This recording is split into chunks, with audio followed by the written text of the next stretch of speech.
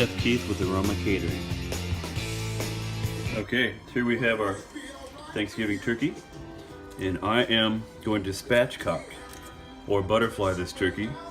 So what I'm doing right now is I put the bird on its belly and I'm cutting out the backbone, and then I'm going to open it up flat so it cooks evenly and gets even smoke on the top of the turkey and the bottom of the turkey.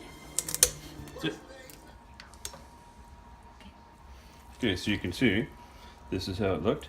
Then I took the backbone out, and to get it to lay flat, cut around this cartilage right here. Get your fingers underneath it and just remove it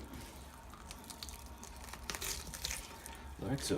And you can add this to your stock. Now we have a turkey that will lay nice and flat and will smoke all the way around.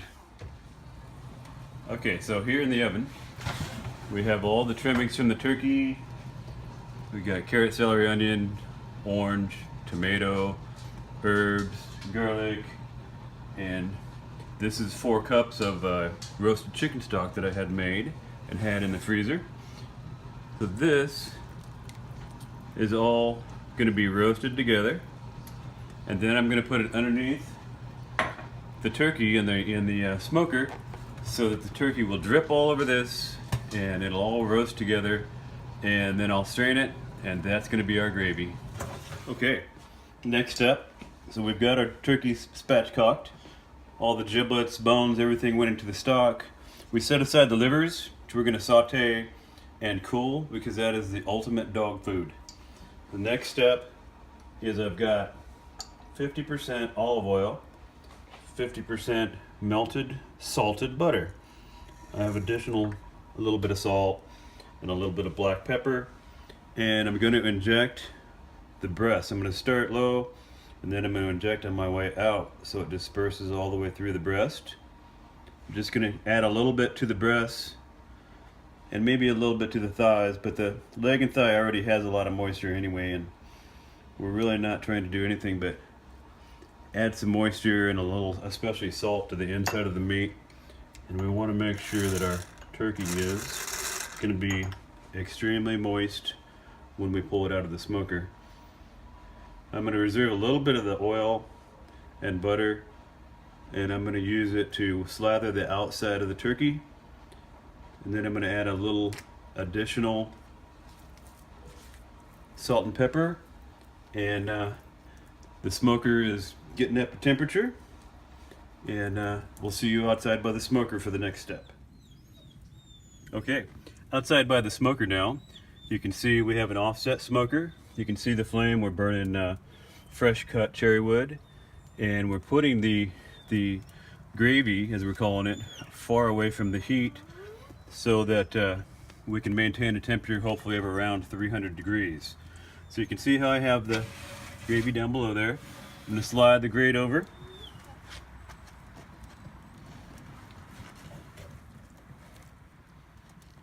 Okay, I'm going to put the turkey in, leg and thigh side towards the flame, and that's so that the flame side is going to be on the dark meat because it takes a little bit longer to cook than the breast here. And a couple of quick hints on the smoker. You might think this smoker looks really nasty and dirty. There's 2 rules I have with my smoker. So you never use starter fluid or chemical of any kind, and never clean your smoker. It'll take on a flavor of its own and makes your flavor unique. Okay, so we're an hour into the cook. You can see the temperature is down to 275, dropped just a hair from the 300 we want. So this is a good time to take a peek at the turkey. So that's what it looks like an hour in. It's starting to get a little tight on the skin, which is what we want. A lot of other meats you'd start basting after the first hour because you've developed some bark, they call it. But with the turkey, all I want to do is I want crispy skin, slightly salty, that taste a little like the fresh herbs we put on. We put sage, thyme and rosemary fresh from the garden. And if you step over here and look at the gravy, you can see it's taken on a very nice color. Just a little bit of smoke and everything's nice and roasty and tender.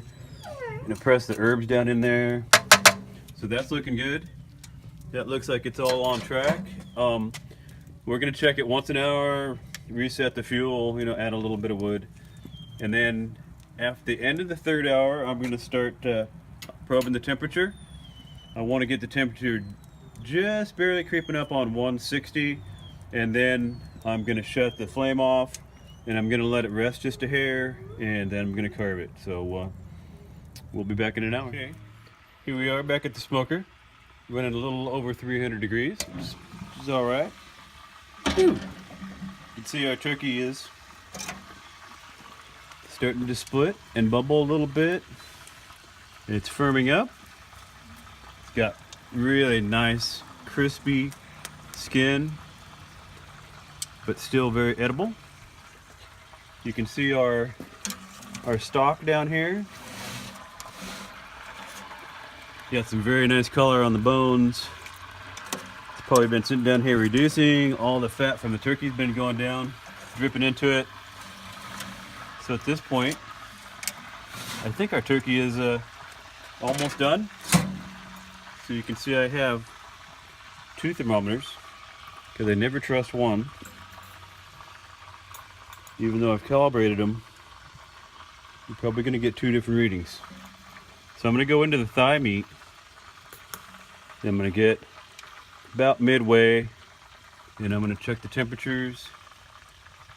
And I want to be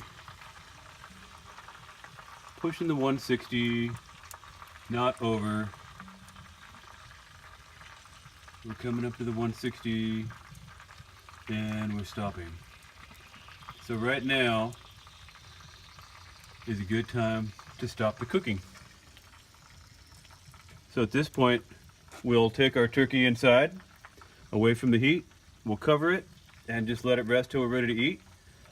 We'll take our stock and we'll strain it, and we'll skim all the fat off the top of it, and then we'll reduce it just a little bit so that we don't have to use cornstarch or a roux, flour and butter, that sort of thing to thicken it. So we're going to have a fairly thin gravy, but it's definitely not going to be lacking for flavor. So we'll see you when it's time to carve. Here we are again. We have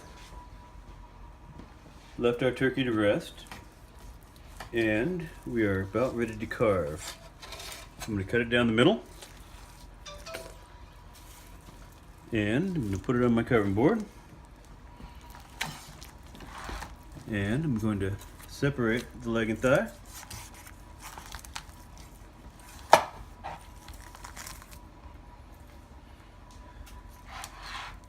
And then I'm going to take the breast off. Oh, sorry. Should we start up? No.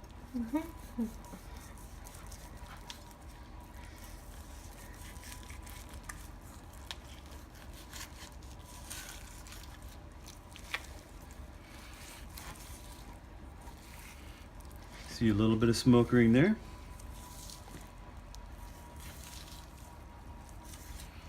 It's definitely not dry.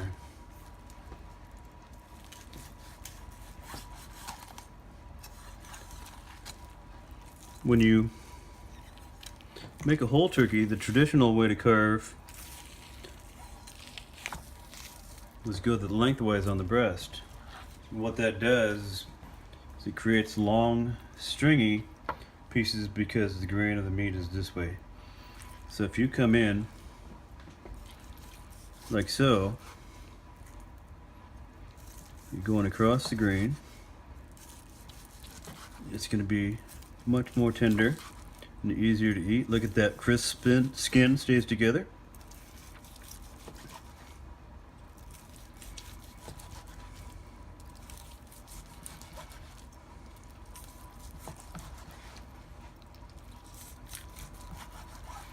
And voila, we're ready to eat.